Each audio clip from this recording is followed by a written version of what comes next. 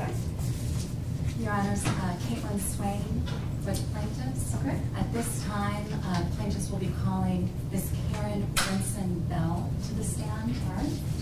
And Your Honors, per a previous agreement, at the request of the defendants, Director Bell will just be testifying at one time if the court agrees to that. We'll do our direct examination and then suspend our case in chief. If that makes sense to the court. And then defendants will do their direct examination of Director Bell, and then we would just close with a cross-examination to allow her to be here just one day. And that was our understanding from yesterday when we concluded, so that's fine. All right, Director Bell? You- Speak directly, please. Ma'am. Thank you so much.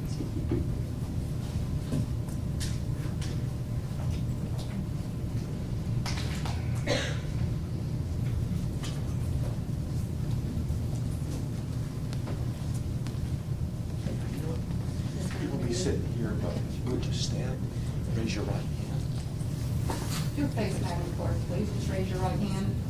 Do you solemnly affirm that the testimony you're about to give this court shall be the truth, the whole truth, and nothing but the truth, and this is your solemn affirmation? I do. Thank you. So, I want you to step to your lapel. It's on. Does it matter which side? One more there on the other side. There you go. And I would feel comfortable holding it on like that. Director Bell, welcome. And if you are, I was going to say, if you're comfortable removing your mask, you're welcome to do that, given you've got the 6 feet of distance. As the attorneys are asking their questions, if you please let them finish their entire question before you start answering. Madam Court Reporter is taking down all of the testimony and the questions, so she can't take down more than one voice at a time. So if you'll not speak over them, and they will be instructed not to speak over you. If you could please speak slowly and clearly, keep your voice up. That microphone has been having a tendency to kind of come in and out a bit, but just keep your voice up. And if there's a question that requires a yes or no answer, you could answer out loud with a yes or no. Yes, Okay? ma'am. Thank you. Ms. Swain, whenever you're ready. Good afternoon, Ms. Brinson Bell. My name is Caitlin Swain, and I'm an attorney with the plaintiffs in this matter. Thank you for coming and giving your time today to testify. Could you please state your full name for the record? Karen Brinson Bell. And what is your current job title? I'm the Executive Director of the State Board of Elections and the Chief Elections Official for the state of North Carolina. And how long have you been in that position? My first day was June 1st, 2019, so just a little over 2 years. Can you tell the court what your responsibilities are in that position? And I know that may be many. It is many hats. I am the Chief Election Official for the state. We are responsible for voter registration, oversight of the 100 county boards of elections, I should say, and then their conduct of voter registration, all the election day voting, early voting, absentee by mail voting. We also have our own in-house development, so all of the election management system and the components to support all of the activities that go on into conducting elections. And we also have, I'm responsible for campaign finance compliance in the state as well. And Ms. Bell, this case is about voting rights of people who have felony convictions.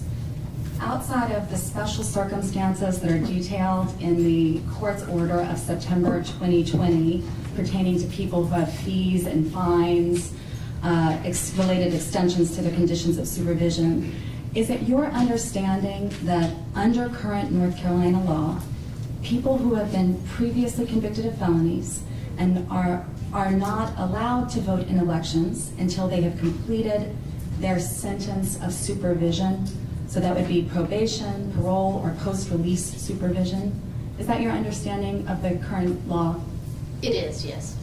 And the State Board of Elections has procedures for ensuring that people who are convicted of felonies are not able to vote until they complete their terms of supervision, correct?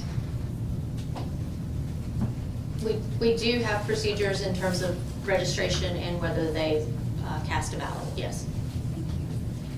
And in your current role, you oversee or administer those procedures. Yes, I do. And the state board also has procedures, and I think that you were just referring to this, the state board also has procedures in place for notifying people who have been convicted of felonies that they're not allowed to vote. Is that correct? That's correct. And you also oversee the administration of those procedures in your role. Yes, I do. And the state board has procedures for enabling people to register to vote once they finish their sentence and are once again eligible to vote, correct? Yes, And you oversee those procedures as well. that's correct. Does the state board have procedures for investigating instances of people who may have illegally voted before their terms of supervision has been completed? We do have an investigations division pertaining to election matters. And you oversee that investigations unit as well? I do. And does the state board work with other North Carolina agencies to coordinate on matters relating to people who are convicted of felonies in North Carolina? Yes, we do. And you also oversee the coordination of those efforts? Ultimately, yes. Okay.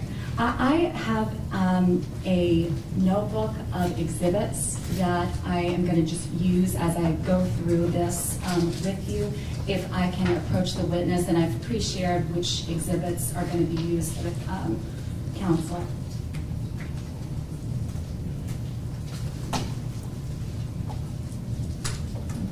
Sorry about the masks.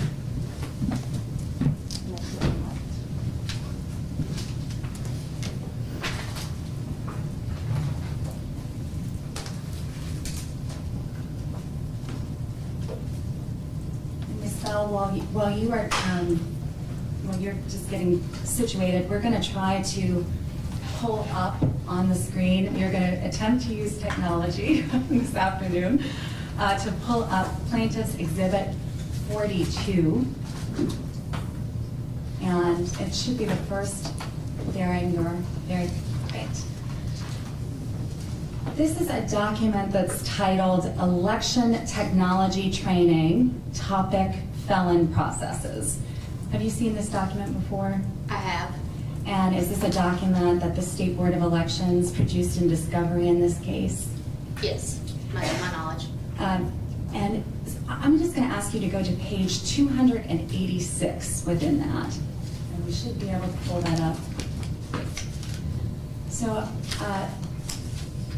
this page is called DOC Felon Reports Updated. Do you see that? I do. And it shows the list that the state board maintains regarding persons who are convicted of a felony in a North Carolina state court. Is that correct? Yes. So I'm going to try to go through these one by one, just so that we all understand what they are. The first one is the Felon County list, and that shows the current list of persons who are ineligible to vote because they are serving a felony sentence, right? And if you need to refer to it, feel free.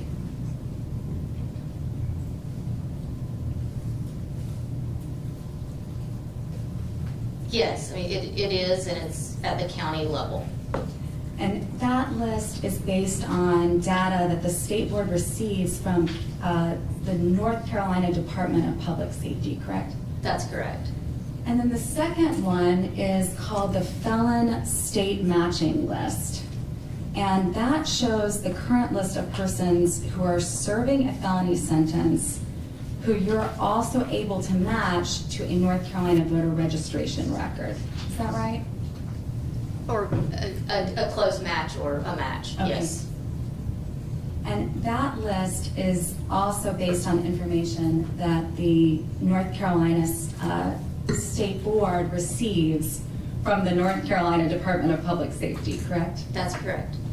And then the third list is the felon completed list, and that shows the list of people who have completed their felony sentence and are once again eligible to vote. Is that right? That's correct. And again, this is a list that is based on information that the state board receives from the Department of Public Safety. Is that right? That's correct. So the final list. Can I ask you to hold on for a second? Can I have the city council, sorry, my colleagues, just a moment. Meetings, please.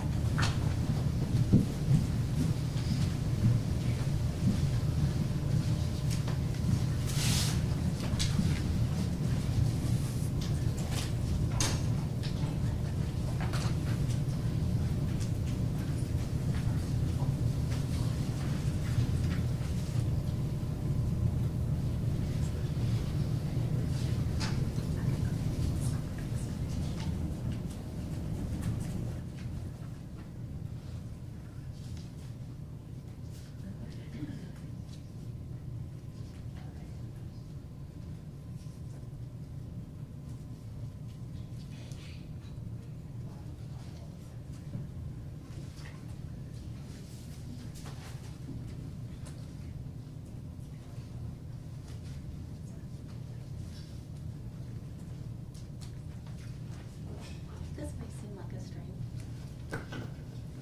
It's just that I would use some of these notes.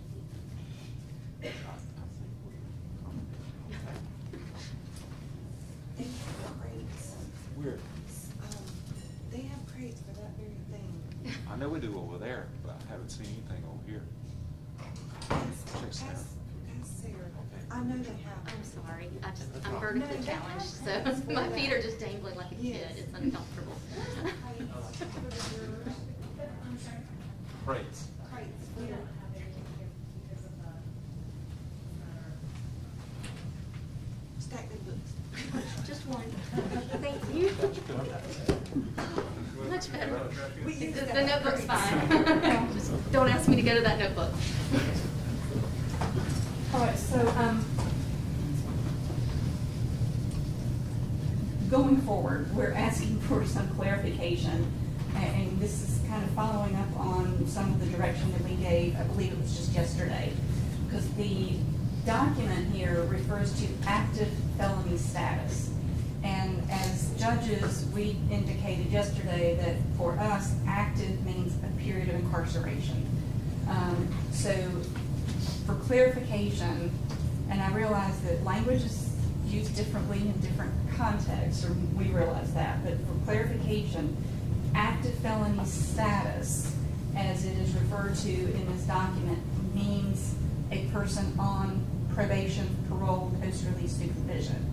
So I just want to make sure we're all on the same, we wanted to make sure we're all on the same page in terms of how that language is being used.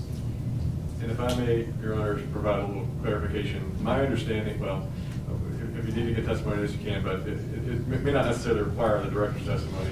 My understanding from the Department of Public Safety is the Department of Public Safety uses that terminology active to refer to someone actively on supervision by the Department of Public Safety. So that probably is why this terminology ends up in the administrative context being used that way versus in the judicial context. Okay, so just for us to not end up with having to try to translate and interpret and clarify his further into her testimony, if it's easier for, because of the language in these documents, for us to understand that active felony status means anyone on probation, parole, post-release supervision, then that's helpful for us. Well, actually, Okay. I think it's actually more than that. It's anybody on actively serving a sentence, whether they're in or out. So, Your Honor, I believe that this is the only exhibit, at least that I plan to reference, that uses that terminology. It's a terminology that is used within this training module, but it is not used consistently in other exhibits. So I will try to be as clear as possible about which we're referring to. And we are going to actually have some questions about what makes up these lists, which may help with that. Okay. You I can just- proceed. Thank you. Thank you very much. So, Ms. Bell, I'm going to take you, I think that we had stopped on number 3, which is the felon completed list. And that list shows the list of people who have completed their felony sentence and are once again eligible to vote, correct? That's correct.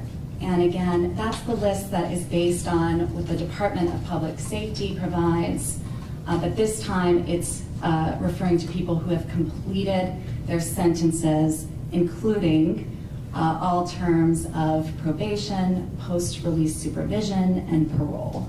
That's my understanding, yes. And the fourth one, which is the felon completed state matching list, this one shows the list of people who have completed their felony sentences and are eligible to vote, and who you're also able to match to a North Carolina voter registration record. Is that correct? That's correct. And that's also based on information that the State Board of Elections receives from the Department of Public Safety, and it deals with state convictions, correct? Correct. So are all 4 of these lists, and I think you actually spoke to this earlier, all 4 of these lists are shared with the county boards of elections, correct? Yes, they are. And now I'm going to ask you to turn to Bates stamp page 282 of this exhibit. And this should be a document titled Felony Removal Notice. Yes. Does this represent a sample letter that is sent to voters notifying them that their name will be removed from the list of registered voters because they've been convicted of a felony conviction? That is correct. And so just to be clear, this letter tells voters that they're now ineligible to vote because of their felony conviction, correct? That's correct. And it's sent by the relevant county board of elections in the voter's home county, correct? Yes, that's correct. But it's this is a standard template that the State Board of Elections designs that the county boards can then use. Is that right? That's right. It's part of our state election information management system, which is how we administer all the records. Okay. And am I correct that the counties rely on the second list that we discussed before, which is the felon state matching list, to identify persons who should be sent this letter and initiate the process of removal from the list of registered voters? Are you asking if they rely on that list exclusively, or? If they rely on other lists as well, you could also speak to that. Well, all the lists that we reviewed are lists provided to the counties that they need to go through as they administer. This, and I'll clarify. So the felon state matching list was the list that compares the voter registration records with the felony conviction records that are provided, but they wouldn't rely on the completion lists for this, for example, because this is the notice of removal. Is that right?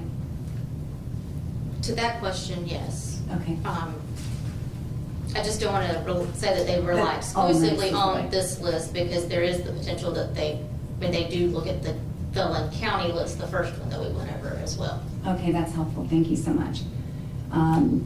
And so I will turn you now just to the next page, which is page 283.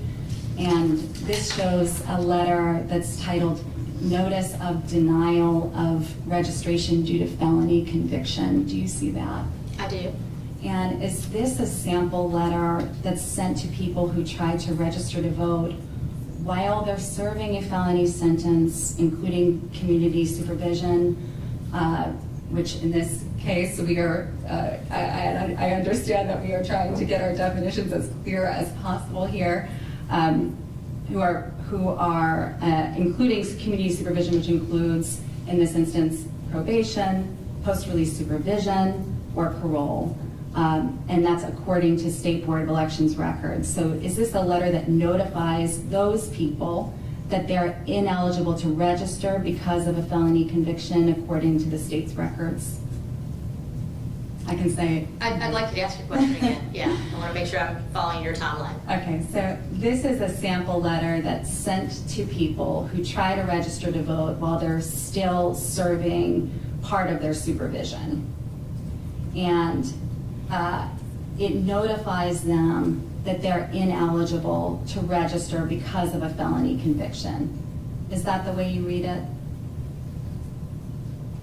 I can think of, that is one scenario, yes. There could be a situation, someone could register to vote and be sentenced to a felony at the same, essentially the same time, concurrently. So that would be another situation, potentially. Okay. Okay. This letter, just like the prior letter, is sent from the county boards of elections, but the template is developed by the State Board of Elections, correct? Ask your question. again, please. And I'm just looking at this notice of denial of registration due to felony conviction. And the question is just, is this also a standard template that is created by the State Board of Elections, but would be sent by a county board of elections? Thank you, yes, that's correct. Okay. The counties rely on the first list we discussed earlier, which is the felon county list, to identify persons who are ineligible to register to vote. Is that right? They can use that list for that purpose, yes. Okay. And so, Ms. Bell, after a person finishes their sentence and all terms of supervision, neither the State Board of Elections nor county boards of elections send the person a notification that they're now re-eligible to vote, correct? Objection. May I be heard? I have a relevance and scope objection. Could be heard. So my understanding of where this line of question is going is into how the state board administers the law, and it had not tied to actually how the law is written. It's a purely administrative issue, which is an as-applied challenge. And the court knows under Rule 42b4, as-applied challenges are not within the jurisdiction of a three-judge panel. I don't know if the plaintiffs want to construe their complaint as an as-applied challenge. If they do, the court doesn't have jurisdiction over it. If it is an as-applied challenge, or they're making claims about how the law is administered that is not tied to how the law is written on its face, then that's not relevant to any material fact, doesn't make any material fact in evidence more or less likely in this case. Ms. Swain? Your Honors, we are pursuing this line of questioning as to the state interests that have been asserted in this case. So the applicability here is that it is relevant to those state interests. The objection's overruled, and for that purpose, you may answer. Then will you state your question again, please? Absolutely. Ms. Bell, after a person finishes their sentence and all community supervision, neither the State Board of Elections nor county boards of elections send the person a notification that they're now re-eligible to vote, do they? We do not send such a letter. And is it your understanding that that's the responsibility of the Department of Public Safety in North Carolina to make those notifications? There is a document provided to the DPS for them to provide to an individual, yes. Okay. And so I'm going to take us back now to page 286. And it is already on the screen. But let me give you a moment here, Ms. Bell. And if you can just look again here with me at the felon completed list and the felon completed state matching list. The State Board has information on people who finished their sentences from DPS, which would include, I presume, contact information like name and last name and address, correct? I believe so, yes. I believe that's how it's stated or provided. And so the state board could use that contact information in those databases to contact persons and tell them that they're eligible to vote, correct?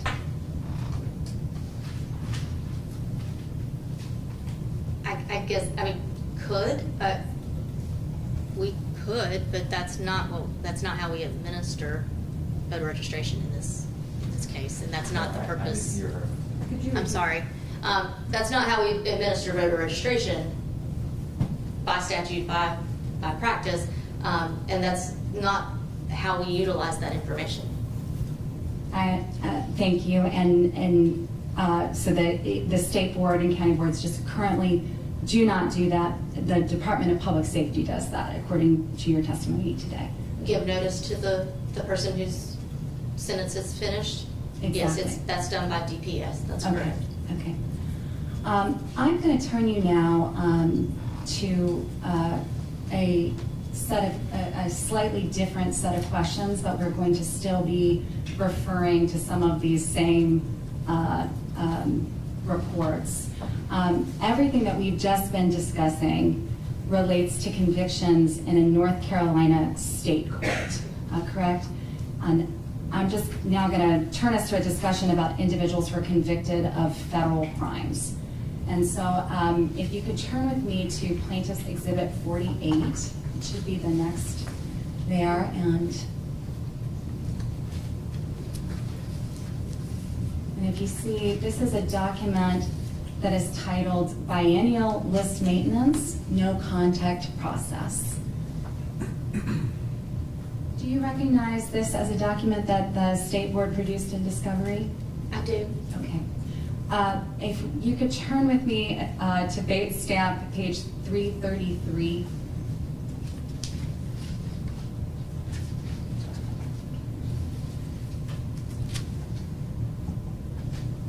Yes. The first paragraph here says that the State Board receives quarterly reports from federal U.S. attorney offices about people convicted of felonies in federal courts and then forwards those reports to county boards of elections. Is that correct, Ms. Bell? That's correct. And then you see it says in the second paragraph that county boards of elections should cancel the registrations of anyone on these lists received from federal prosecutors or initiate cancellation proceedings. Do you see that? Yes. Am I correct that the county boards send letters like the ones that we just went through, the removal notice and the denial notice, to individuals who are convicted of federal felony crimes as well as state crimes? That's correct. So if someone is convicted of a felony in federal court in North Carolina and they're on probation and then they try to register to vote before their probation ends, their registration attempt will be denied and they'll receive a letter saying they're ineligible to vote. Is that right? State your question one more time. Sure. If someone is convicted of a felony in federal court, and they're on probation, and they try to register to vote before their probation ends, so they're ineligible to vote, their registration attempt will be denied. They'll receive that notice of denial, and the letter will say they're ineligible to vote. Is that right? That's correct. If they are in our system as a federal felon, then that would initiate the denial process. And we talked about before that the state board receives information from the Department of Public Safety about when a person who's convicted of a state crime has completed his sentence. But the state board doesn't receive information from federal officials about when an individual has completed all terms of his federal sentence, including community supervision, correct? We do not receive a list from federal courts or U.S. district attorneys of completed sentences, correct?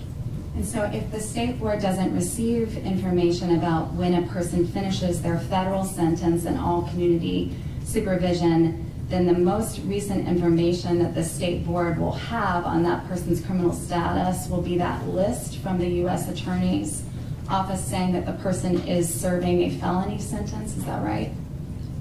That information would be in our system, but that doesn't mean that if the person attests on their voter registration form that they've completed their sentence and have done so, then we can move forward with voter registration. And even if they are denied, then they receive the denial notice and the ability to appeal that notice. So I'm just going to break that down to make sure that I'm understanding how it works. So if a person finishes their federal sentence and they're on community, they finish all of their sentence, including any terms of supervision, and then they go to register to vote, the registration would be processed, but they would be flagged in the system as having previously been confirmed by the U.S. Attorney's Office as having a felony conviction. And so that would trigger a notification process to that individual from the County Board of Elections that the information that you have is that they should be denied, but they would have the right to appeal that. Is that right? Objection, compound. No, you can answer if you understood the question. Well, we just referenced it as compound, but what I'm saying as well is it's a more complex process than, there are different scenarios that play out here. And we don't have a federal database, just like we receive from individual U.S. district attorneys. It's not the same system as what we have in our state courts.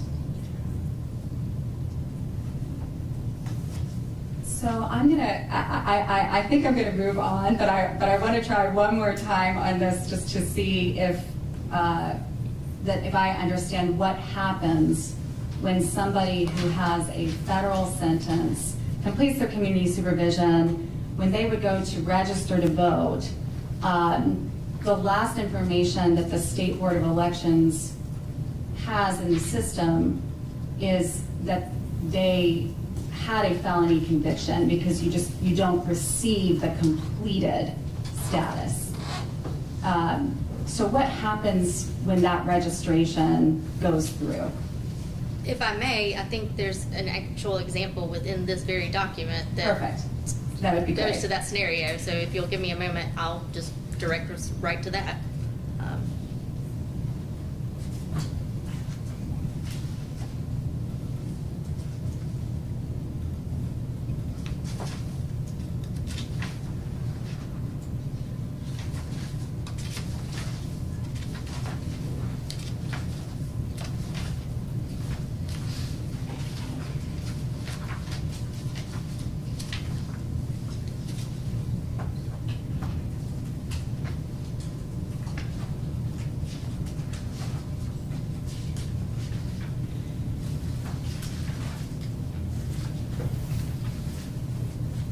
So if you turn to page, I believe this answers your question. Okay. If you turn to page 334, there's a highlighted blue box, and it says, gives the question of, if a county does not update the removal reason to felony sentence completed for a previously removed voter, will SEAMS prevent the voter's new registration from being processed?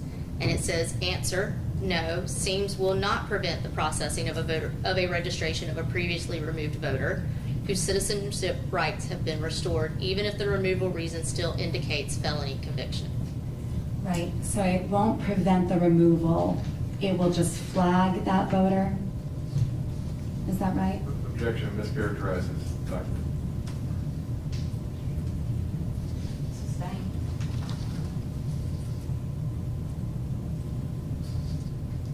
I think I understand. I think we may be speaking past each other on one point, but I think we are saying something similar here. This is the process that happens. You're noting that somebody is not automatically removed because you do not have a felon completed status linked to your record, correct? That's correct. Okay.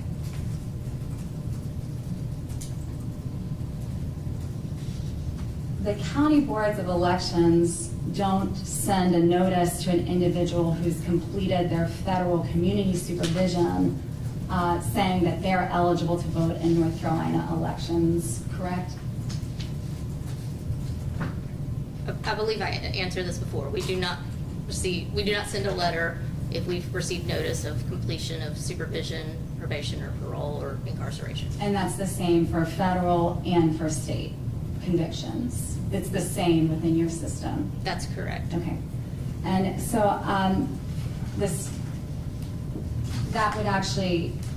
that notification would be done by a federal agency to let the individual know that they have completed their sentence? The processes within the federal agency are different, or the federal government are different, because we're a state agency and DPS is a state agency. So, you know, how the federal government operates is sort of outside of our jurisdiction in a sense. So Okay.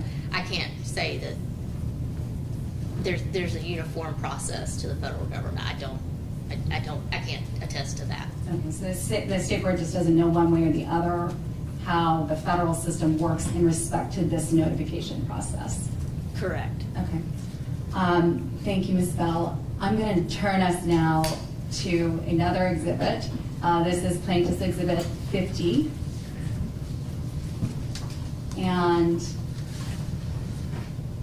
this is a document titled Post-Election Audit Report. Do you recognize this document, Ms. Bell? I have seen this document, And yes. it was produced in discovery in this case. Yes. And does this document summarize an audit that was conducted by the state board after the 2016 general election? Yes. I think we should change the witness's battery for their, Okay, do we have it? yes, and batteries. Okay, we're just gonna switch out batteries.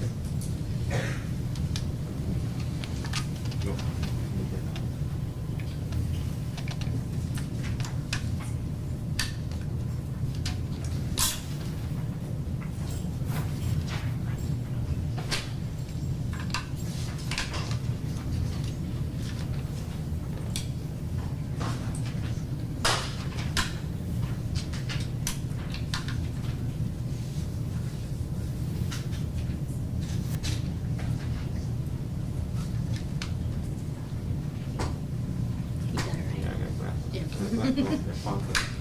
I've got my contacts on. I can see more yet. Yeah, you can green light.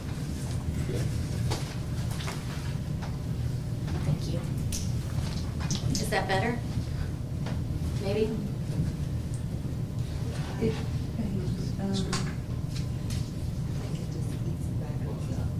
Yeah. Yeah, you might want to do the mic. I was gonna say, maybe if I put it more centered. Okay. Yeah, I can do that. Okay. You're good.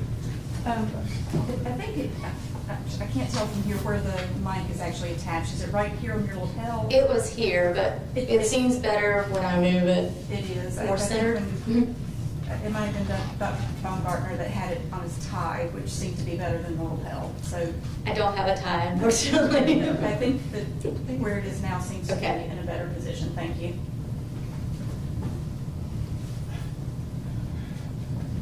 You can proceed. So, Ms. Bell, you recognize that this document is a document that the state board produced in discovery.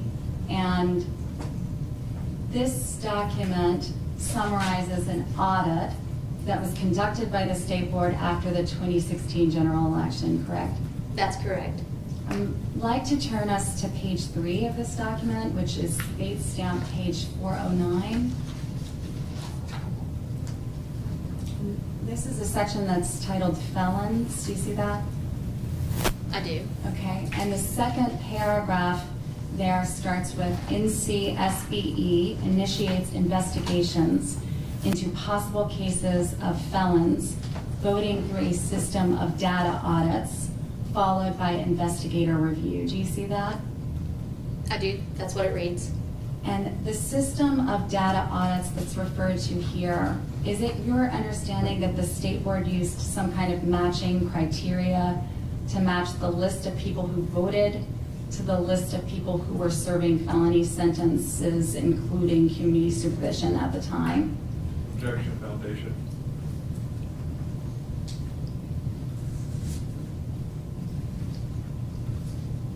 Overruled, you can answer if you know. So this, that is my understanding that this document was done by the previous state director. Understood.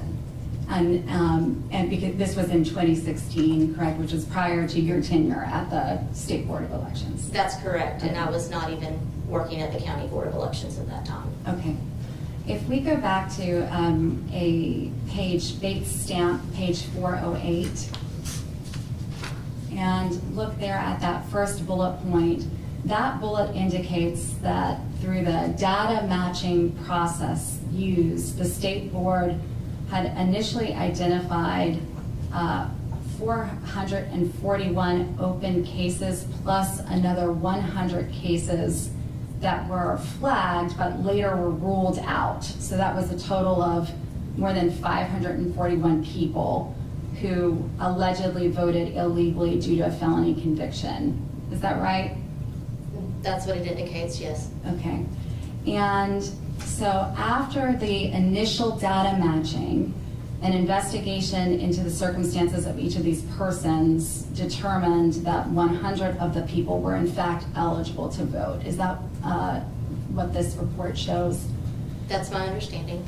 And so just based just on that data, the false positive rate that resulted from the data matching used was nearly 100 out of 541, so almost 1 out of 5. Does that sound right? That sounds right for this. I also keep in mind that we are talking about, even at that time, nearly 7 million registered voters. Absolutely, absolutely. And so this error rate, though, was quite significant for the State Board, where if we actually turn, I think that is actually in the same paragraph, that it says that it supported the need for investigative review of data audits. Is that right? It does state that, yes. And Ms. Bell, in the context we talked about earlier, where the State Board receives information from the Department of Public Safety on people who are convicted of felonies, the State Board does a form of data matching there to create the match list to link people with convictions to people in the voter registration database. Is that right? Yes, we rely on the DPS data to our records, yes. And in that context, am I correct that the State Board doesn't do a follow-up investigation into each person who's identified through the data matching process? I can answer that's correct. Oh, keep in mind that this very well states that there need to be improvements. There have been improvements, so we should consider that. And I think my question is just that in the context of the match list, the State Board doesn't do follow-up individual investigations. Correct. And that's right. Correct. Sorry, I don't think that came through. Correct. No problem. Okay, I'm going to just scroll down here to Appendix 7, and this is on page 430, date stamp 430.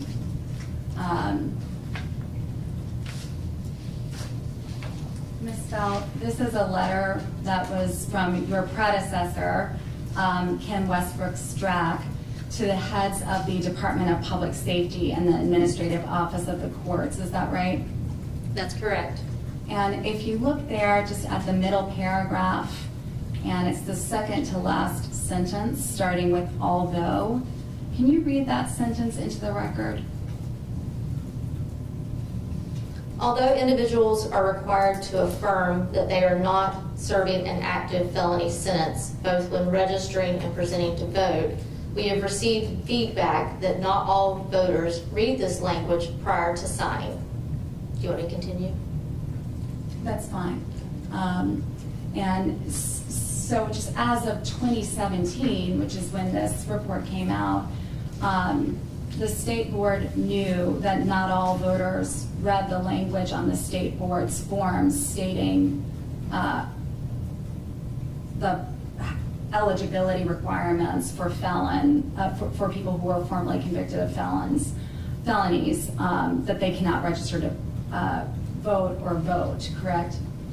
The previous director is indicating that that was the feedback. And sitting here today, do you know of anything that would alter that conclusion?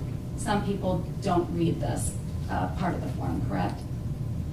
I think what this letter sought to achieve was better documents that they might be more apt to read, and other materials that would be provided that would be better. And I haven't surveyed, so I can't draw the same conclusion, but I think we're all apt to not necessarily read all the fine print, unfortunately. Thank you. We're now through with that exhibit, and I'm going to move you to another one. This is Plaintiff's Exhibit number 43, and I'm going to move through a few of these. I'm going to try to do it fairly quickly, but I do want to give you the opportunity to be able to review them. This is Plaintiff's Exhibit number 43, and this is a version of the voter registration application that the State Board produced in discovery in this case. Is that right, Ms. Bell? Yes, it is. And I understand that this voter registration form was recently changed, but that this version of the form was in place for many years prior. Is that correct? Yes, though I'll note the version number is 2020.02, so that implies it's from February of 2020. Exactly. And so if we go to the second page of this form, and it should be 352 exactly. And do you see there in instruction 1, subsection 5, where it says, if previously convicted of a felony, you must have fully completed your sentence, including probation and/or parole. Do you see that? Yeah. Okay. And Yes, I do now. Sorry, I wasn't following along at first. So this doesn't mention post-release supervision, correct? This form does not. Okay. And you're aware that post-release supervision is different from parole, right? I have come to understand that, yes. And so, Ms. Bell, just putting yourself into the shoes of someone who is on post-release supervision when this form was in use, who reads this form that says you must have completed your sentence, including probation and/or parole, without mentioning post-release supervision, such a person may have thought that they're eligible to vote because post-release supervision wasn't mentioned here. Is that fair? Objection calls for speculation.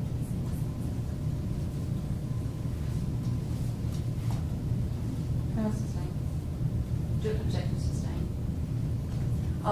I'll reword it. Is it possible, Ms. Bell, that a person who is on post-release supervision who sees a form like this that doesn't use the term post-release supervision could be confused? Objection calls for speculation. Foundation. There's been no established foundation that she works with this population, so I don't know how Can she you can speak testify. up into the microphone, please? There's been no foundation. There's been no foundation established that Director Bell works with the supervisee population, so it's impossible for her to testify about what anybody in that population would think of this wording. Objections overruled. So for me to know whether someone's confused or not, I can't really speak to that. What strikes me is that the term post-release supervision has been new to me even. So I think our general language is probation, parole, and I don't know if that might be the way that someone who is served, who's attempting to register to vote might think too. I can't say one way or the other. Okay. I understand that answer, and I'm going to just, the next few documents are going to speak to something similar, and so we'll go through it, and I think that you're familiar with these, some of these documents. So we're going to just go back and flip to page 351 of this same voter registration form. And if you see there at the very bottom of the page, right above where the voter signs, it makes the voter attest, I have not been convicted of a felony, or if I've been convicted of a felony, I've completed my sentence, including any probation. Do you see that? I do. Okay. And so that this also mentions probation and the including clause, right? But no mention of post-release supervision. It does not. Okay. And so, Ms. Bell, I believe that this issue came up in the course of this litigation, and that you had some conversations about this in a deposition. And after that, the state board changed this form to add post-release supervision. Is that correct? We have updated forms to include that language, yes. Okay. And so until then, the registration form didn't mention post-release supervision, but the current form does. That's correct, yes. Okay. I'm going to pull up Exhibit 51, and it should be the next in your binder. And this is a document that's titled Voting Site Station Guide. And you recognize that this is a document that the state board produced in discovery in this case. Yes. And is this developed by the state board and given to poll workers at polling places across North Carolina? It's developed by the state board for counties to give, yes, to poll workers. Thank you. And it indicates on the cover that this is a guide that was last updated in 2020. Is that right? That's right. And was this the version of, do you know whether this is the version of the guide that was used in the 2020 elections? I believe that's correct. Okay. So I'm going to just turn you to Bates stamp page 557. And I'm going to try to pull that up as well. So this is, oh wait, I'll tell you. Okay. Okay. It says step 6, determination of voter eligibility and voting authorization. And is this the final step for a poll worker to determine whether a voter who shows up at a polling place is eligible to vote?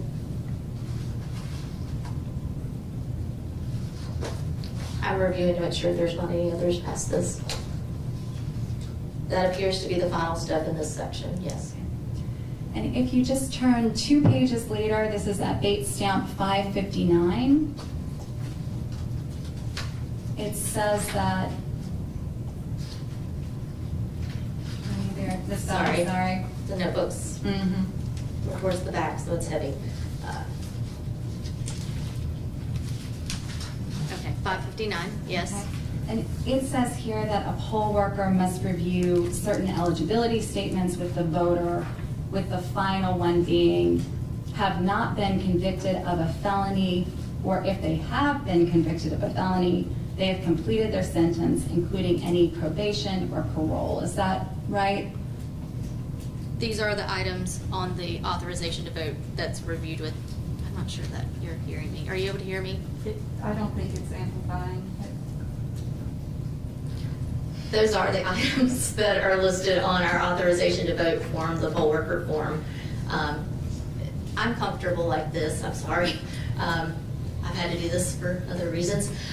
So yes, these are the items that are listed on our authorization to vote form or the poll book that any voter is to attest to when they come to vote. And so again, here it just says including probation or parole, but doesn't mention post-release supervision. Is that right? That's correct. So is it possible that this could confuse a poll worker as to whether persons on post-release supervision are eligible to vote? Objection calls for speculation and incomplete hypothetical. I can give a,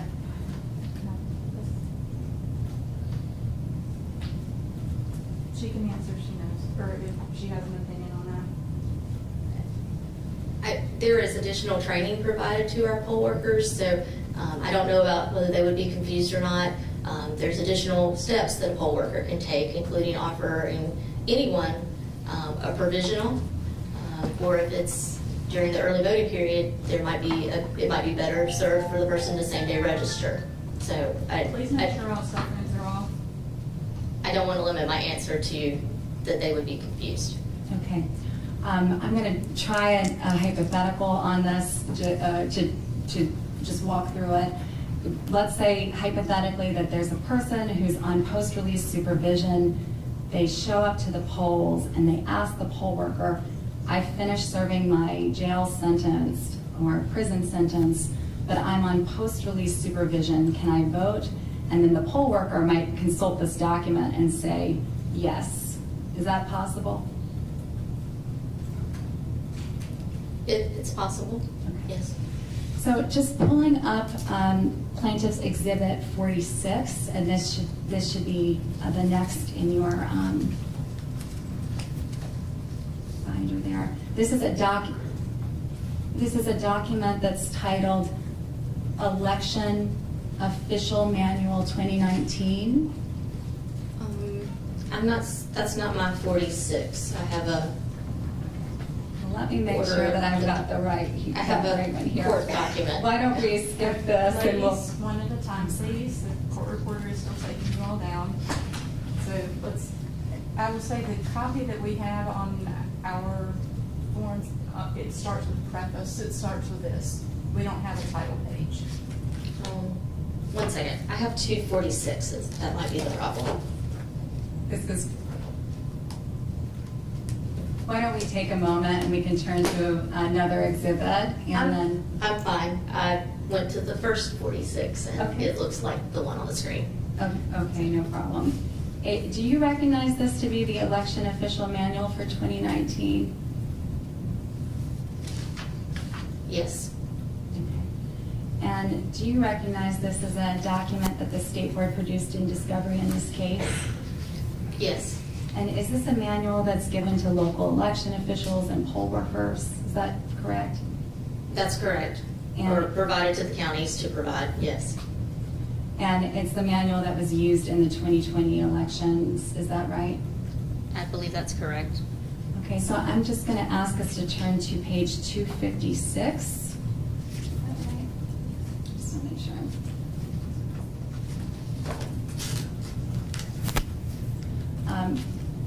This page shows the script that a poll worker is supposed to read if a voter's eligibility to vote is challenged at the polling place. Do you see that? Yes, I do. And if you look there at the fourth bullet, the poll worker is supposed to ask, are you currently on probation or parole for a felony conviction? That is what it says, yes. So somebody who's currently on post-release supervision could truthfully answer that question, no, right? Is that right? They could, yes. And if somebody who is on post-release supervision answered it no, they would be allowed to vote, having truthfully answered it no. Is that correct? Yes. Yes. And so then that person could be prosecuted for the crime of illegally voting under North Carolina's law. Is that right? Yes, they could. Okay. I'm going to turn now to Plaintiff's Exhibit number 45.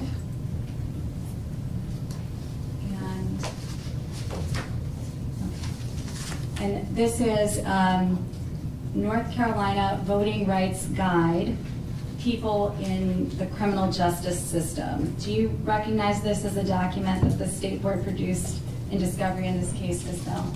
Yes, I do. And this is a guide that was recently developed by the state board that's specifically intended for people with criminal convictions. That is correct. Do you see the very first sentence where it says, when you are convicted of a felony in North Carolina, you cannot vote or register to vote until you've completed all the terms of your felony sentence, including any probation or parole? Yes, I see that sentence. Okay. And then if you scroll down there or look down on your page, it should say, am I eligible to vote section? And there it says, you must not be serving an active felony sentence, including any probation or parole. You see that? I do. And so again, just in this guide, it just says including probation or parole, but does not mention post-release supervision. Is that right? That's correct. That's correct. Okay. We're getting close. I'm going to turn us now to Exhibit 146. The 46 at the back. Yeah, I realized that was probably the confusion that we were having. I'm sorry. Okay, we have the same document. Yes. Okay, and so this is Plaintiff's Exhibit 146. Do you recognize this document as containing interrogatory responses that were transmitted on behalf of the State Board of Elections in this case, Ms. Bell? Yes, I do. And if we turn to page number 3, do you see that this interrogatory number 7 asks the State Board to state with specificity the purported governmental interests the state may have in denying disenfranchised persons the right to vote? Do you see that? That's what it states, yes. And I'll represent to you, Ms. Bell, that just for purposes of these interrogatories, disenfranchised persons was defined to mean people on probation, parole, or post-release supervision from a felony conviction. Will you accept that representation? I will. If we scroll down now to the next page in the answer to this interrogatory, do you see the list of bullets that are going from page 4 to 5 there? I do. Okay. I do, sorry. No. And Ms. Bell, this is a legal document that was drafted by attorneys, but you did not contribute to putting this list of purported governmental interests together, did you? No, I did not. I'm gonna go through these bullets one by one, but I'm gonna skip the first, the third, and the final bullets. And this is, Your Honors, in relation to the order that this court issued prior to Ms. Bell's deposition in this matter. So I'm going to start with the bullet that says simplifying the administration of the process to restore the rights of citizenship to North Carolinians convicted of felonies who have served their sentences. You see that? I do. The state board administers the process of both preventing people with felony convictions from voting and then allowing them to re-register to vote once they become eligible, right? Yes, we do. But the State Board of Elections is not asserting that as a factual matter in the present day that disenfranchising people on community supervision simplifies the administration of the process of restoring voting rights to persons with felony convictions, correct? Objection, misconstrues the document. Incomplete. Completeness, excuse me. I was confused about the question. If you could restate the question, please. Sure. What I'm seeking to ask is if we look here at the interest that has been asserted by the state board, the North Carolina State Board of Elections is not asserting that in the current day, community supervision disenfranchisement, which is the disenfranchisement of people who are on post-release supervision, parole, or probation for a felony conviction serves this interest, simplifying the administration of the process to restore the rights of citizenship to North Carolinians convicted of felonies who have served their sentences, correct? Objection, vague. May I be heard briefly? I'm still not understanding the question. I think I get the question now, but if he wants to be heard. You want to be heard? Go ahead. I was just going to say, this may be part of the misunderstanding is that the question refers to simplification, and I don't know if, Director Bell can answer that in a vacuum and when it's not comparing it to some other state of affairs. That's what makes the question vague to me. Simplification as compared to what?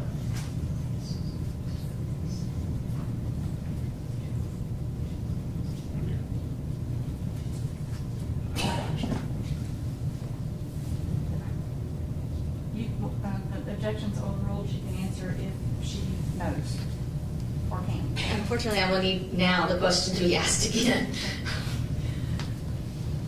So I'm going to ask it again. I'm going to try to do it as the same question.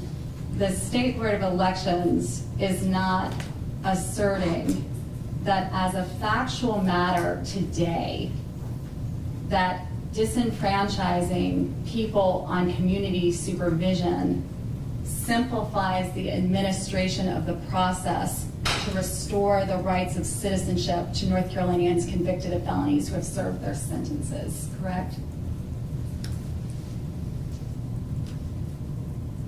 I'll take a moment and look at this because that's a very involved question.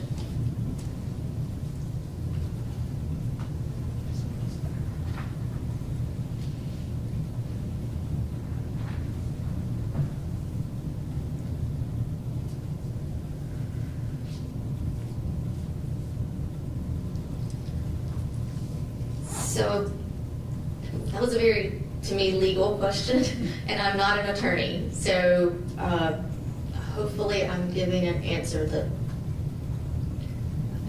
that goes with this. So one, you mentioned disenfranchising, and we administer the law as it's written. So the intent, I think, goes back to the legislature, not the administrative body for this point. So, and it also, this is a longstanding law. So, you're asking about current day. I don't know that, we administer the law as it's written. I don't know how else to answer your question. So the State Board of Elections is not making an assertion that the law today serves this interest based on the facts that you know right now.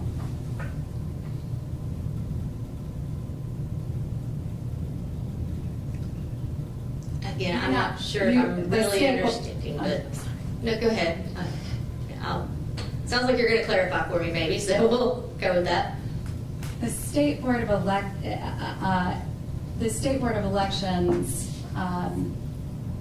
administers the law, correct?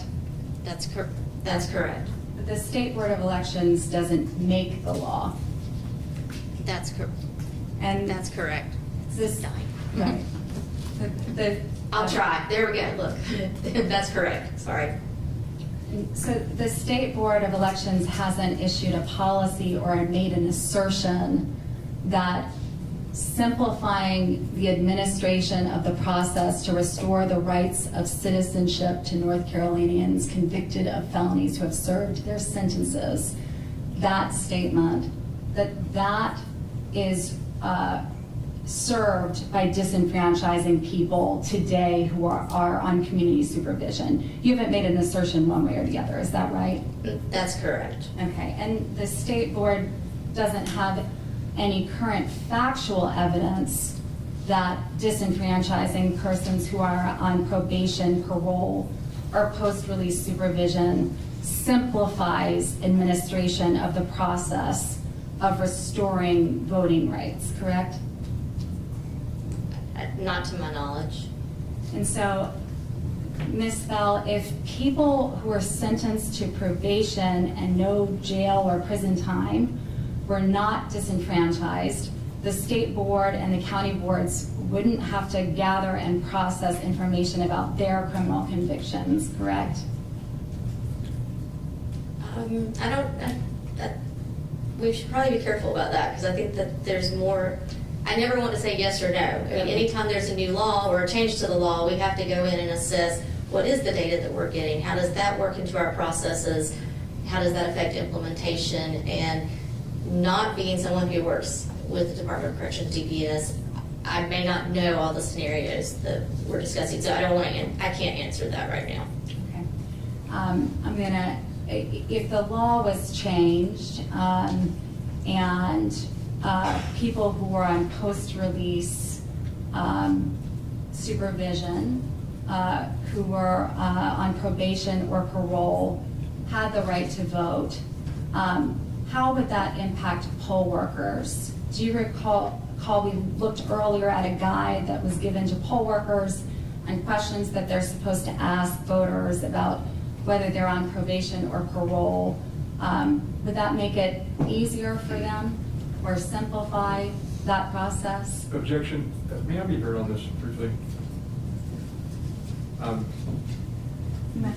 My understanding in speaking with the plaintiffs before we tried this case was that we affirmed to them in writing that the state board is not asserting an administrative interest in the simplification of the administration of 13-1 in justifying the law. And my understanding from talking to them before the case was that that written assurance would make irrelevant this line of question. So I'm just reasserting my relevance objection based upon our mutual understanding. That's fine. Your Honors, if the State Board of Elections is saying that they're not asserting this interest in the current day or as a governmental interest that supports this law, then we can stop this line of questioning. I'll reiterate what we wrote to you all, that the State Board of Elections is not asserting an interest in the simplification of the administration of 13-1. Okay. Then the objection sustained. And I'm so sorry, if I could just get clarification, are the legislative defendants also not asserting that interest? The interests that we were asserting are the ones that we have put in our discovery responses and the ones that we talked about in cross-examination, so I'm not entirely sure. I think that's from the state board's documents, if I'm not mistaken. And Is this response the same for both defendants? There are differences. I actually don't know.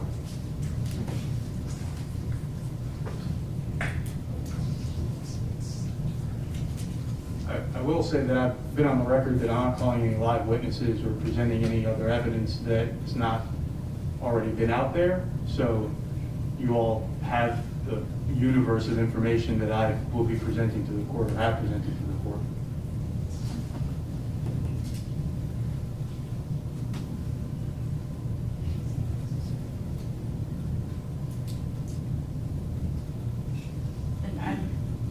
If the state defendants are not asserting this and have represented this, are not asserting this as an interest, and the legislative defendants are not presenting evidence on this, then I will sustain the objection again as to relevance at this point, to this line. Thank you, Judge. Agreed. Thank you. Thank you. We're going to just skip now to the fourth bullet. And you should see it there, Ms. Bell. This says regulating, streamlining, and promoting voter registration and electoral participation among North Carolinians convicted of felonies who have been reformed. Do you see that? Yes, I do. And the State Board of Elections is the primary agency in North Carolina that oversees voter registration. Is that right? That's correct. And the State Board of Elections is also knowledgeable about the electoral participation of North Carolinians. Is that correct? Just the electoral participation? If they participate, yes, we have record of that and so forth, yes. Okay, so I'm going to turn back to this bullet. The State Board is not asserting that as a factual matter in present day that disenfranchising people on community supervision promotes or streamlines or regulates voter registration and electoral participation among North Carolinians convicted of felonies who have been reformed, correct? Again, objection misconstrues the evidence in the document.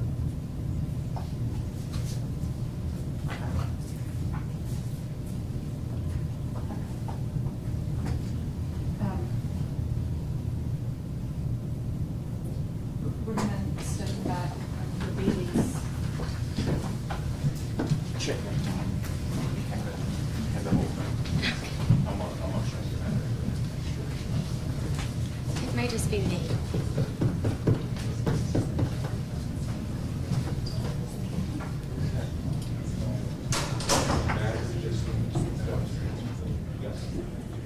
You don't look like I do. It'll work, and not when I need it to. And I feel like I'm holding it in the exact same place. Probably works. It could be a short, who knows?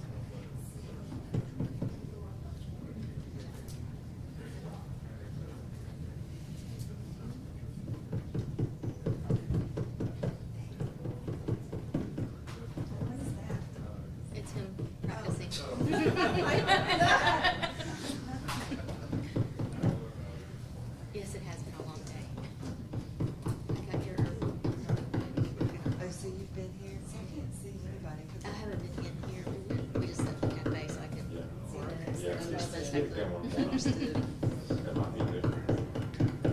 Could be. Yep. Hez, when you retire, you can be that No, guy. Is it me? Okay, do you want me to hold it? Oh, yeah, put it on his now. I think we got to turn that so that you get too close to me.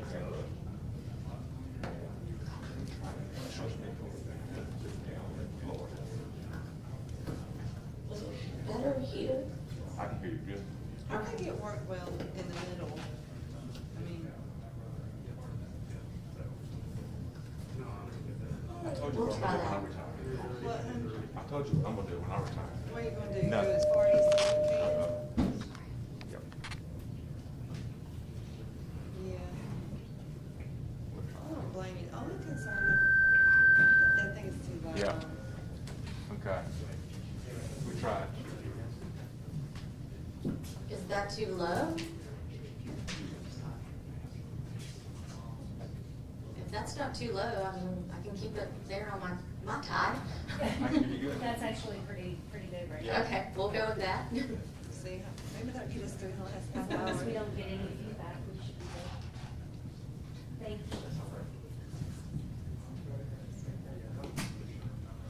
The only thing about that hedge is you're gonna have to deal with the flooding and the hurricanes. True, but you know, the mountains got flooded. so- They sure did. Have you seen that? Yeah. Yes. And they get mudslides. Yeah, the rock slide. Rock slides. It may actually affect our municipal elections, the polling places and access to them. Well, See, we're not you sure. can We turn- have you to can let the turn- water you agencies. can turn on mute. So, on your mic, I mean, yeah. If you match, if you did like that, once you start. that's Move it fine. back. Okay, Yeah, thank you. back. Ain't they got, I'm telling you. They had one take us to the bathroom. Oh, no. If we got put on mute, wouldn't that be bad? That would be really bad. Oh dear. That reminds me that WebEx, the last trial I did over here with Judge Shirley, and we had the main interested party was at prison, but he was allowed to view it by WebEx. So it was great. Judge Shirley would always forget to turn the mic, you know, WebEx is just a click of a little icon. Judge Shirley, is your mic on?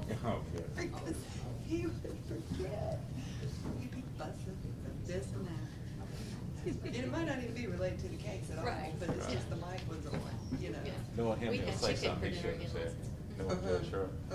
And I got where I checked behind him, like, Judge Shirley, check your mic. He's funny to me.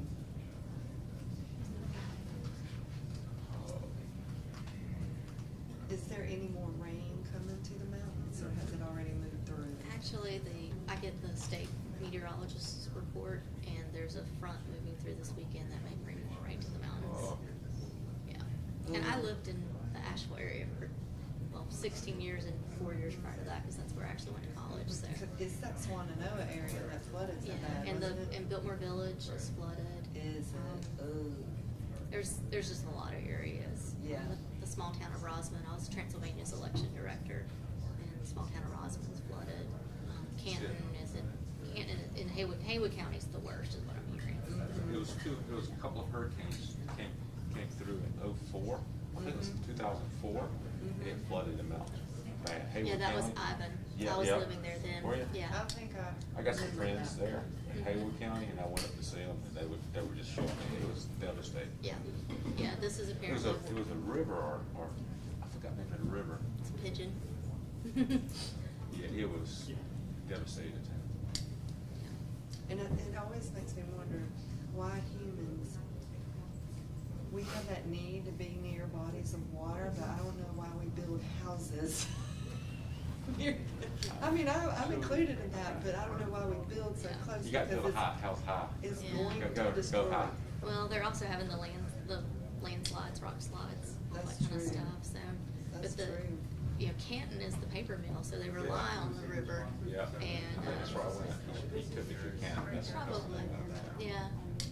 Yeah, no, I meant with this regular. Yeah, it's- Yeah, there was a huge, I lived in a small condo complex at that time, and both entrances or exits out of, it was just a little semicircle, and a couple of huge old trees blocked it. So are you from the Bell? No, I actually grew up in Duplin County, but I went to college in UNC Asheville. I left and I decided I wanted to see the mountains or water, and waterfront property is expensive down on the coast, so at least I could come and go and see the mountains all day long. So yeah, so I lived there for 16 years. Most of the last 16 years. But this was, my aunt was not the owner, so this is kind of. I grew up here in the rare days. So it's conveniently located because I'm torn. I love the coast and I love the mountains. And so you just kind of have to stay in the middle so I can get either one within 3 to 4 hours. Well, my IBM or aunt, she retired to the coast. My dad still lives in Fort County, and then having all this connection in the mountains. You know, I've traveled a lot of the country.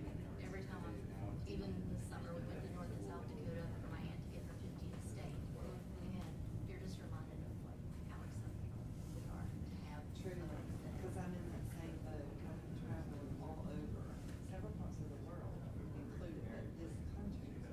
And every time I remember, every time I would fly home and coming over Raleigh, it always struck me how green, just the trees and the green that we have. But we're so blessed that we have mountains and ocean. Because Four while, seasons. and speaking of South Dakota, because I've been there, and while it's beautiful, I just don't know that I can survive in a landlocked like that. I have to have some water. Yeah. And I don't need a pond. Yeah, I totally agree. Yeah, we were glad, especially the last time I traveled out west. And that's, we had this exact conversation.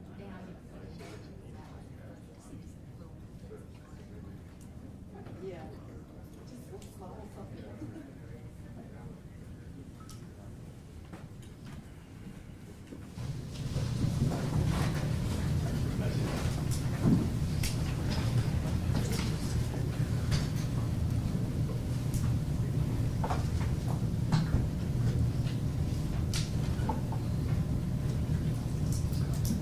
All right, so council, based on our court's discussion, we are sustaining the objection and going actually beyond the objection as stated to this last question. And looking at the interests, and I don't know if Ms. Wayne, it was your intention to proceed with asking Director Bell, questioning her regarding all of the interests, but our position is that testimony that is being offered has to do with the administration of 13.1 as opposed to the facial challenge to 13.1. And it is not beneficial, we don't find it relevant or beneficial for us to continue, for this line of questioning to continue as to the ultimate issue in this case. In fact, I think we all agree, we think it's more confusing than anything. So, Ms. Swain, can you forecast any testimony, any evidence that you intended to elicit from this witness that goes directly to the facial challenge to 13.1? Your Honor, in this instance, the information that we're seeking to elicit from this witness has to do with whether there is a current factual basis, factual evidence supporting the interests that have been asserted, which we believe applies to a facial challenge as well. If that is not evidence that you all believe is useful to hear, then we can stop here on this line of questioning.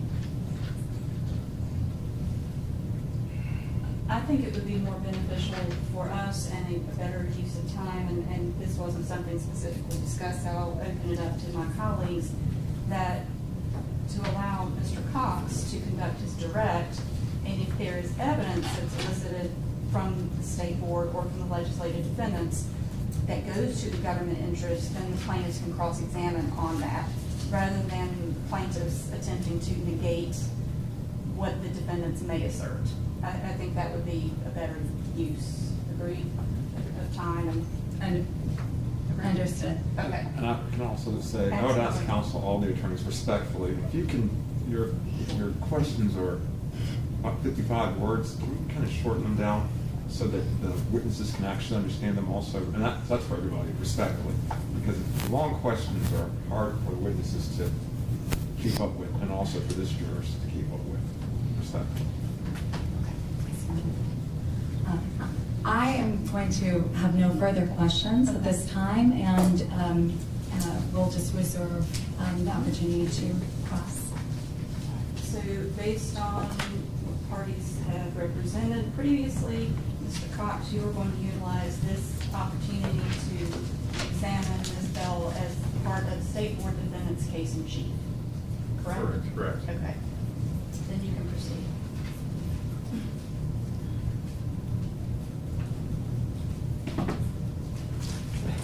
Difficult to see you there, Director Bell. How are you? I'm good, thank you. And for the record, this is Paul Cox, representing the State Board of Elections defendants. In your capacity as Executive Director of the State Board of Elections, do you often meet with advocacy groups who are recommending various policy changes by the State Board? Yes, I do. And, do you ever have discussions with such groups about how you might change your policies to better communicate to voters? We do. I mean, in terms of how the language, as long as it's within the law, then we look at ways to be more user-friendly or voter-friendly and listen to those recommendations. And do you go further than listening to the recommendations? Do you sometimes implement recommendations based upon that feedback? We have. And We go again, sorry. We have, yes. And is this case an example of when you listen to feedback about the language that was on a form being potentially confusing? Yes, it is. I'm sorry, did you say being intentionally? Being potentially confusing. Potentially. Thank you for that. Yes, sir. Do you happen to know whether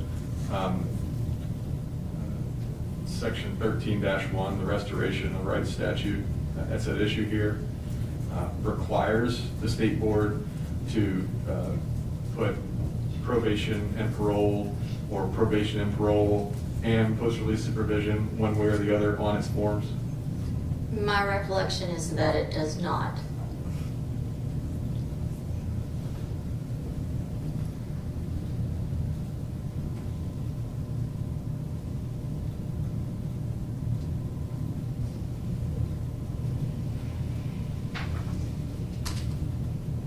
Now, you discussed earlier about how the state board conducts processes to initiate the removal of voters from the registration rolls when it is informed that the voter has been convicted of a felony, correct? Ask your question one more time, please. Thank you. You testified earlier about the processes the state board uses to initiate the cancellation of a voter's voter registration when the state board receives information that that voter has been convicted of a felony. Yes, And that process is required in law. that's correct. That's correct. When the state board initiates this process for removing a person for the conviction of a felony, the state board provides forms to the county boards to inform such a voter of the cancellation of their voter registration. Is that correct? Yes, we provide the template letter, if that's what you're referencing. And that template letter, well, both the template letter and the state board's policy require that such a person be provided an opportunity to object to their removal. Is that correct? Yes, that's correct.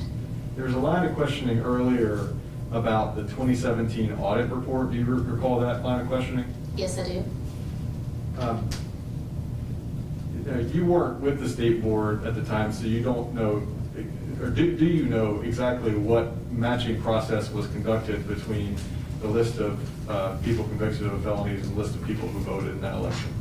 No, I do not know. You're not an IT professional involved in conducting list matching, are you? I am not. I rely on staff to do that.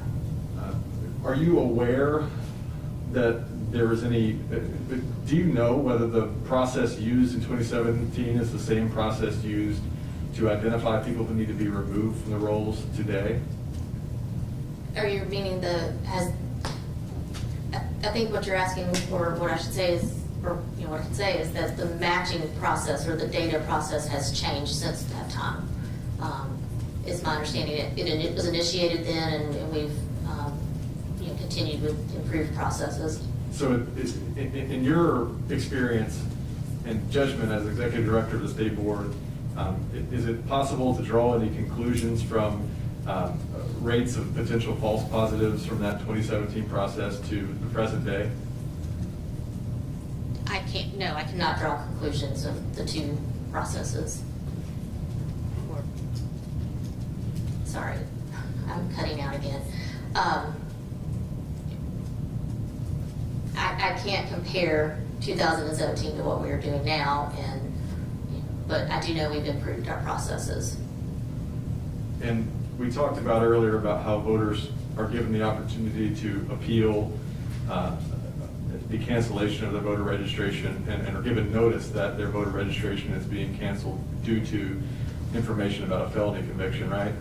Yes, that's correct. And does the state board have any indication from the volume of such appeals that there is some very large number of false positives with the data matching with the current DPS information that it receives?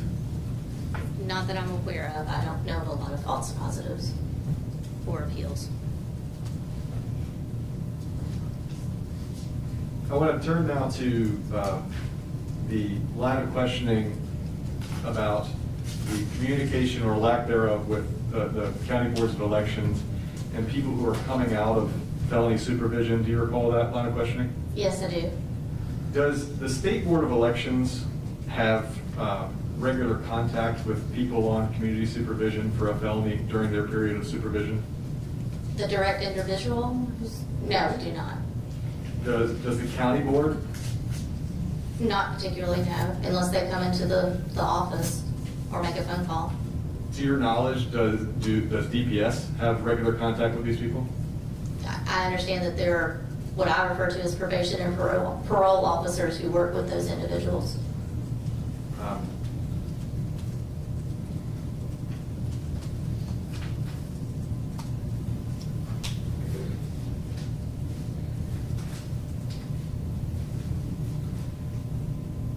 Now, I want to turn now to the line of questioning about the forms that Ms. Swain was asking you about, the voter registration form. Well, I think that may have been the only form that she presented, but the other state board documents that included the phrase parole and probation, but not post-release supervision. Now, the state board has a number of forms that voters, well, let me rephrase. Does the state board have a number of forms that voters come into contact with that address someone's eligibility to vote following a felony conviction? Yes, there's a large number of forms. So included in those forms will be the voter registration form, correct? Yes. The one-stop application? Yes, or which one-stop application or election day voter affidavit to vote form, which is And election day. The affidavit to vote or authorization to vote, the ATV, that's what you're referring to? Yes, exactly. And the one-stop application form and the election day authorization to vote, what are those forms? Those serve as our poll book, and whether it's printed from the computer as they check in, or we apply a label that it represents the poll book. So it's the equivalent of, in years gone by, where someone would have signed an actual ledger-style poll book. If I could have the court's permission, I'd like to approach the witness with a list, with a binder of exhibits. You may vote. Thank you.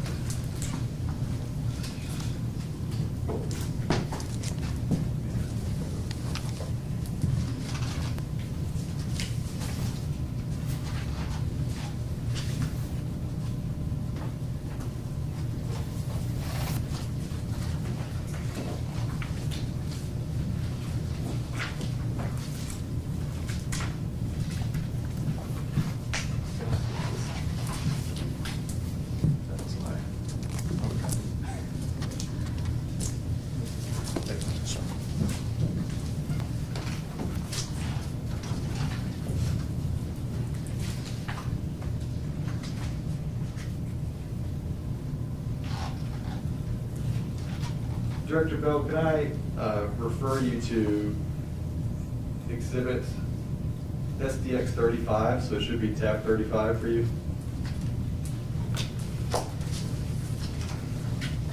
Okay.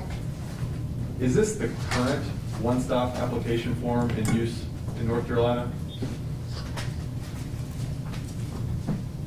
I believe so. The exhibit tag is over the version date, but I believe I got 20, so it should be. If you look to the middle of that page, do you see right above the signature of the voter where it includes information about whether someone has been convicted of serving on a felony sentence? Yes, I do. And the language has been updated to include post-release supervision? That language is there, yes.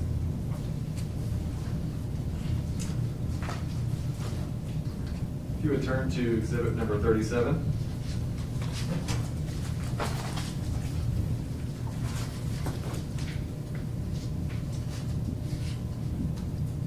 Excuse me, I'm at 36. I don't have anything in 36. Oh.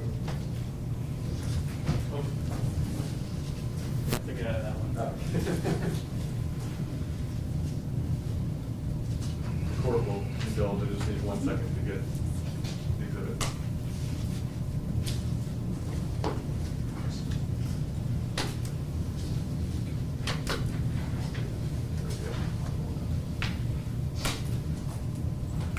Yeah, approach the witness with another copy of this exhibit.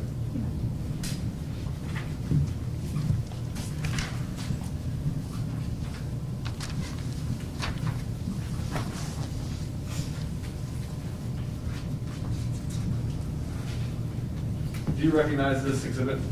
I do. And what is this? It's the voter registration application for North Carolina. Is it the form and version that is currently being used in North Carolina? I believe so, a very recent one, if not.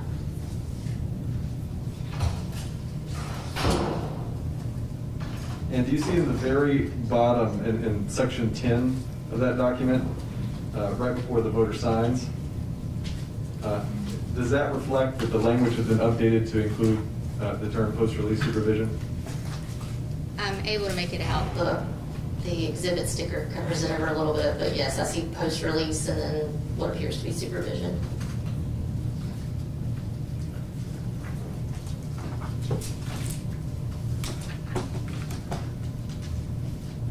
You turn now to exhibit 41.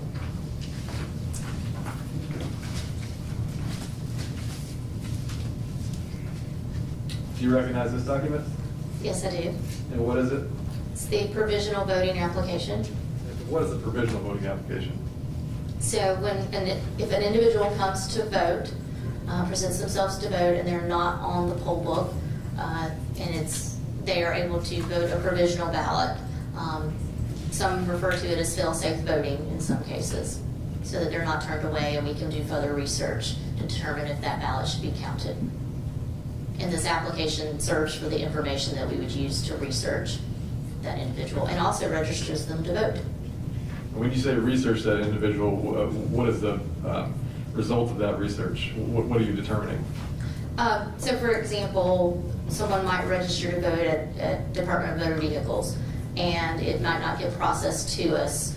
And so they can fill out the provisional envelope or the provisional application, vote a ballot, and then it goes before the county board members. The staff researches to determine, in that case, was there an actual attempt and did they register to vote at DMV and it just not make it to us in time to be part of the poll book? And then the board can vote, the county board can vote and approve that ballot, and then it can be added to the results. So just to reiterate, that the provisional application serves to help the board determine whether the voter is eligible to cast a vote. That's correct. And is this the current provisional voting application in use in North Carolina? Yes, I believe so. Here we go again. Okay, I believe so. And if I direct your attention to the middle of the page, under voters' affirmation of eligibility to vote, there are a number of check boxes. That last check box, does that reflect that the form has been updated to include the term post-release supervision? Yes, it does reflect that. Turn your attention to exhibit number 42.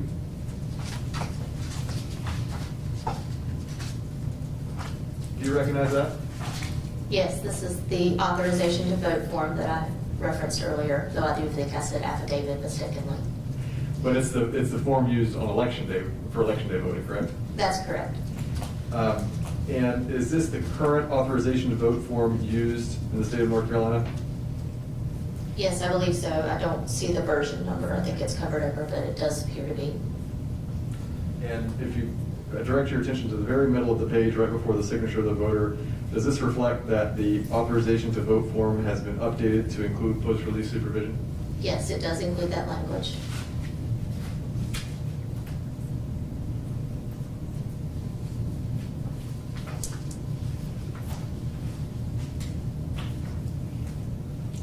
Turn your attention to exhibit 43.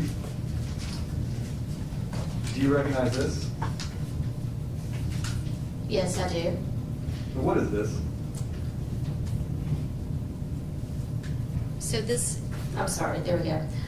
So this is I believe this is one of the flyers that we provide in the polling place or voting site to just inform the voters as they come in of what they're signing. So this would be a flyer posted at a voting site for the voters to see before they check in? Yes, or at the table where they're completing their one-stop application or their authorization to vote form. And do you see the, well, let me ask you, is this a flyer that was used in the 2020 elections? I believe this is, yes. And if I direct your attention to this section in the middle that says completion of felony sentence, does that show that the language used in this form employs the term post-release supervision? It does include that language, yes.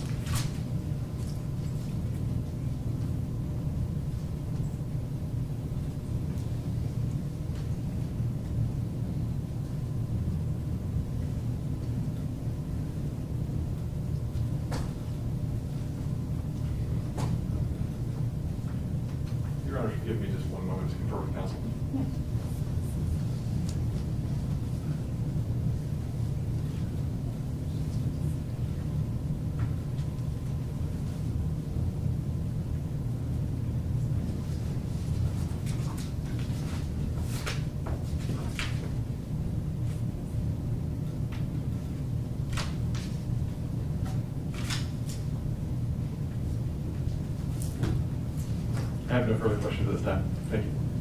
Mr. Rodriguez? No questions for legislative defendants, Your Honor. Ms. Lane?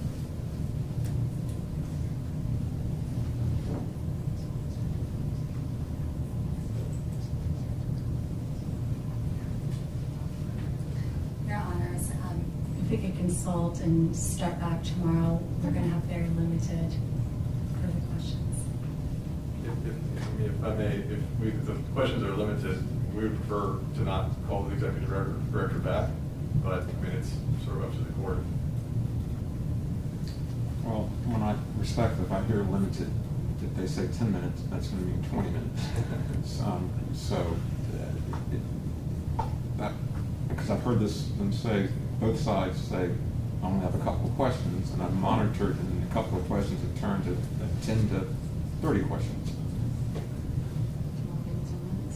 I think 10 minutes will be fine.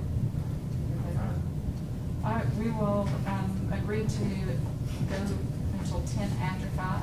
If all things are not concluded at that, sorry, but you'll need to return. That's okay. Thank you.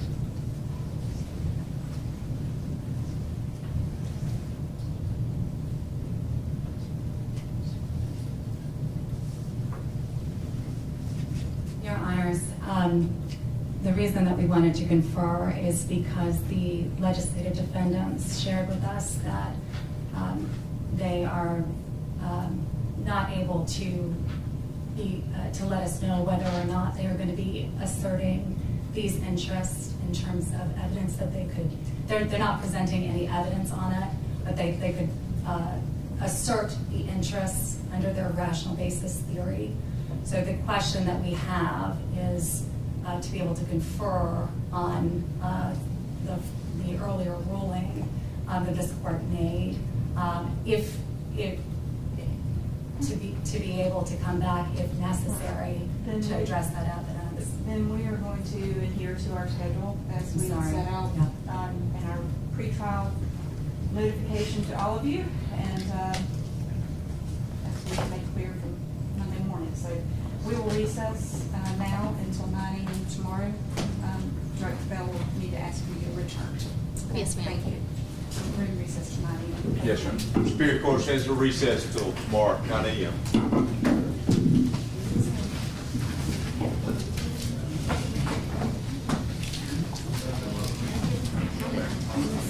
I'll try to figure out something else to wear tomorrow. I've muted it. That's as far as I got. Do I leave these with you? Yeah, just leave them here. They'll get down. They'll get them. Leave them here. Because let's be honest with you, Those were mine, and this one was sitting there. yeah.